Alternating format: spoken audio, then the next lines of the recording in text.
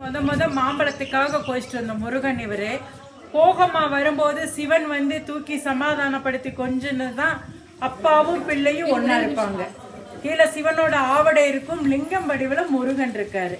நீங்க நின்று சாமி கும்பிடுற இடத்துல மயிலும் பாம்பும் ஒன்னா இருக்கும். மயிலோட வாயில பாம்பை தூக்கி வச்சு முருகனுக்கு விளையாட்டு காமிச்சு சந்தோஷப்படுத்தின இடம் இந்த இடம்.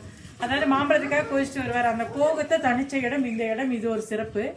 போகர்களுக்கும் முனிவர்களுக்கும் காட்சி அளிச்ச இடம். எந்த வடிவத்துல காட்சி அளிச்சாங்களோ அந்த வடிவத்துல முத செஞ்ச முருகன் சிலை கற்சலை. முருகன்னா இப்படித்தான் இருப்பான். இந்த கற்சலை செஞ்சது பிறகுதான் நவபாசனம், தசபாசன சிலை, இன்னொரு சிலை, 3 சிலையும் இங்க இருந்து செஞ்சது. பழனி ஆண்டவர், குழந்தை வேலப்பர், இன்னொரு சிலை எங்க இருக்குன்னு தெரியாது. இது மூலம் இது ஒரு சிறப்பு இந்த கோயில்ல. இந்த கோயில் வந்து நவக்கிரகத்தால் அமைக்கப்பட்ட கோயில். கோயில் முன்னால சின்ன பீடக்கல் ஒன்று இருக்கும். இந்த கோயிலை சுத்தி வந்தா 7 பீடக்கல் இருக்கும். இப்ப வேலை செய்யறனால எடுத்து வச்சிருக்கு. 8 பீடக்கல்லும் நவக்கிரகங்களால் அமைக்கப்பட்டிருக்கு. 9வது நவக்கிரகம் சூரிய பகவான் நடுவுல இருப்பார். அவரும் இங்க சிவனுக்கு கீழே இருக்காரு. இது முத எழுப்பப்பட்ட கோயில்னால சூரிய பகவான், சிவன், முருகன் இப்படி நேர்கோட்டில் இருப்பாங்க.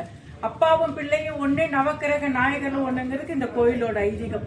சிவன் பக்தனா வந்தாலும் பலன் இருக்கு, முருகன் பக்தனா வந்தாலும் பலன் இருக்கு. நவக்கிரகத்தினால நமக்கு எந்த தோஷங்கள் இருந்தாலும் தோஷங்கள் தீருங்கிற ஐதீகம் இங்க உள்ளது. இதுதான் இங்க உள்ள சிறப்பு. பாண்டியர்கள் காலத்திலேயே கூன் பாண்டிங்கிறவர் வரும்போது போகும்போது இங்கதான் தங்கி ரெஸ்ட் எடுத்துட்டு போவாராம். அவர் ஒரு போருக்கு போகும்போது சாமி கும்பிட்டு போயிருக்காரு. நான் வெற்றியோடு திரும்பி வரணும்னு வெற்றி அடைஞ்சிட்டாரு. மக்களால சூடப்பட்டதான் இவர் பேர் வெற்றி வேலப்பர். இவரோட உண்மையான பேர் வந்து பன்னெண்டப்பர் பாறை வேலப்பர். பன்னெண்டப்பர்னா சிவனுக்கு வந்து இங்க 12 சுவாமின்னு சொல்லுவாங்க. முருகனோட பேரு பாறை வேலப்பர்.